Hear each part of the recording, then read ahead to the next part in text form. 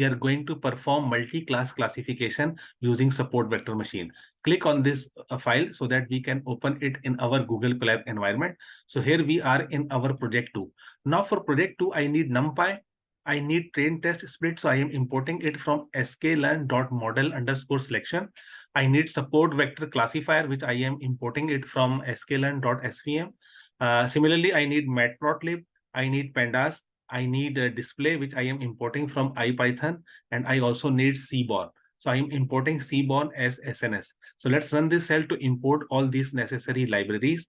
Now it's time to get a data set. This time we are getting a data set from a Seaborn library. So the data set we are going to use is the iris data set. We have already seen this data set before in this course. That is, first we saw this data set in our logistic regression section.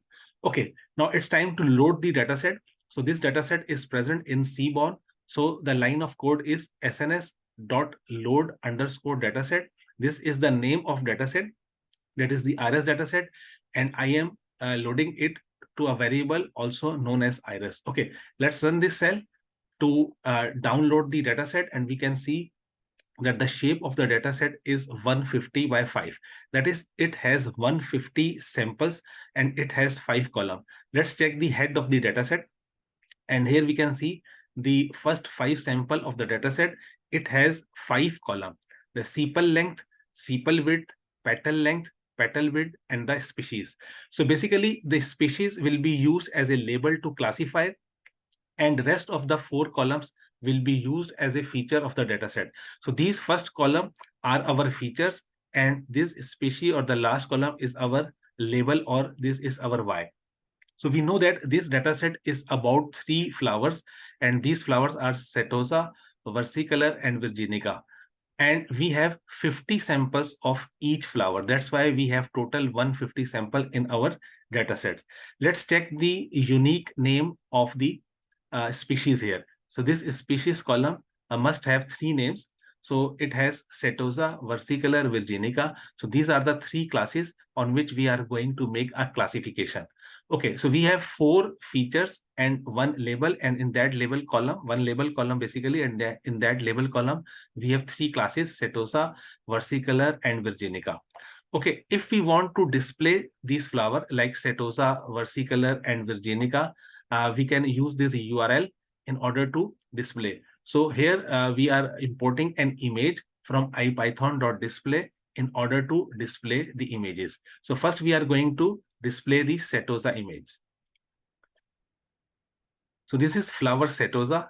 Similarly, this is flower versicolor, and similarly we have the flower virginica. So we have 3 different kinds of flower, and we have seen their images now, and we have seen that all these flowers have different length of their sepal and their petals. Okay, now it's time to transforming labels into integers. So the problem is these labels are in the form of categories, or they are in the form of string like Setosa, versicolor, and virginica. We cannot put that label directly to our machine.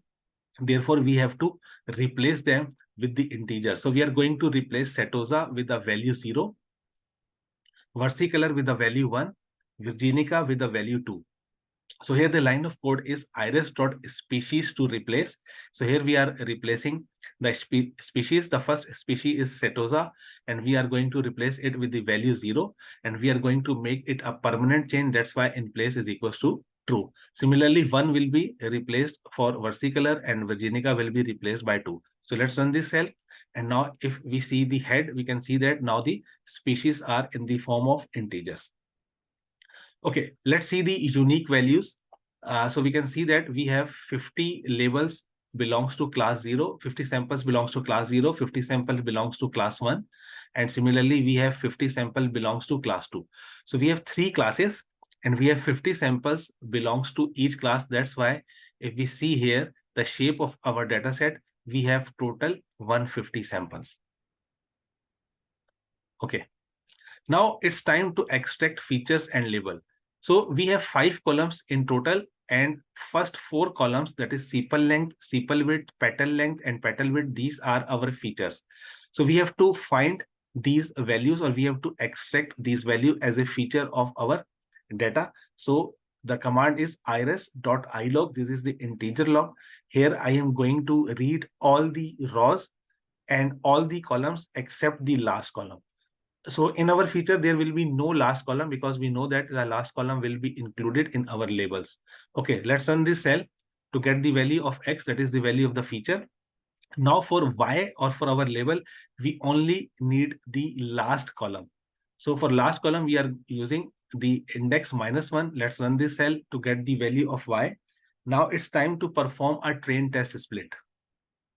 Now for train test split, we have to pass the inputs, that is the feature matrix, label.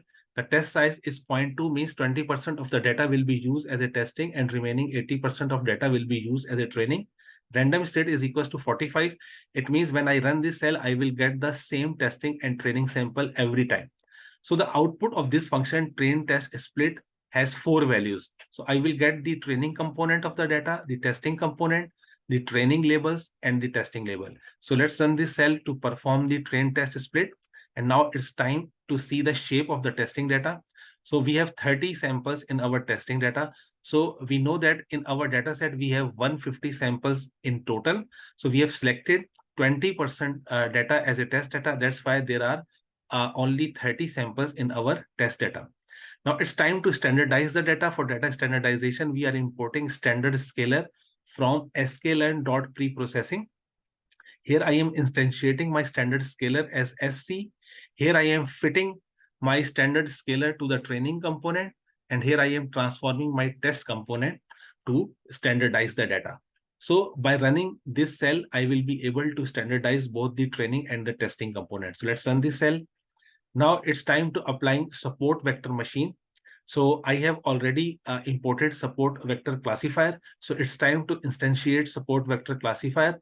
The kernel I am going to use is RBF because in project 1, we have already seen that this is the best kernel for support vector classifier. The value of C is equals to 1 and the gamma is equals to scale. So these are the value which I am going to use for my support vector classifier. And here I am training my support vector classifier on my training components. Let's run this cell. Now it's time to get the prediction from the testing data. So I am using svc.predict. This is my testing data. Let's run this cell to get the predictions. Let's see the predictions. So we have 30 samples. So we have predictions with respect to class 1, with respect to class 0, and with respect to class 2 as well. Okay, so these are our original test labels. So these are the labels predicted by support vector classifier, and these are the original test label. Let's see how many of them are equal. Let's compare them. So we can see that there is no false value. All values are true. It means our model has predicted all the test label correctly. So we are expecting the accuracy to be 100% here. So for accuracy, again, we are comparing the labels and then taking the mean. Let's run this cell. So we can see that our accuracy is 100%. Let's see the confusion matrix. So here I am going to draw the confusion matrix. And for confusion matrix, here I am setting the font and the weight for the confusion matrix. Let's run this cell. And now from sklearn.matrix, I am importing confusion matrix, F1 score, precision score, recall score, accuracy score, and confusion matrix display. So this confusion matrix display, we have already seen this before many times in this course, is going to display the confusion matrix in the form of image. Plot ROC curve. We do not need ROC curve, so we can remove it from here. Okay, so let's run this cell to import confusion matrix, F1 score, precision score, recall score, and accuracy score. Now it's time to get the confusion matrix. So we are getting the confusion matrix from our Y test, as a testing label, and the predicting label. Here we are displaying the confusion matrix here with this line of code. And this will set the size of the confusion matrix. Let's run this cell. This is a very standard stuff. We have seen this code many times before now in this course. Okay, so this is our confusion matrix. We can see that all the values are present only in the diagonal and all the other values are 0. And we know that only those values are present in the diagonal of the confusion matrix which are correctly classified. It means for this particular support vector classifier, and for this data, we do not have any misclassification. So we can see that there is no misclassification and all the data is classified correctly. And we can see that we have all the 30 samples which are classified correctly, that is 10 plus 9 plus 11. And we know from train test split, if we go back, that we have 30 sample in our testing data. So all these 30 samples have been classified correctly. Now it's time to calculate the accuracy with the accuracy again with the accuracy score function, then precision, recall, and F1 score. So this is a typo here. Okay. So the function I am going to use is pd.dataframe. Basically, I am calculating accuracy with this equation. So you have seen this function before. Then precision score with this function.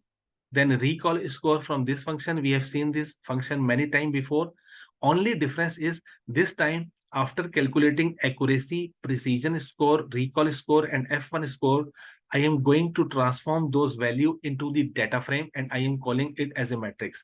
So let's run this cell and let's see the value in the form of data frame. So we have accuracy 1, that is 100%. We have precision 1, recall 1, and F1 score 1.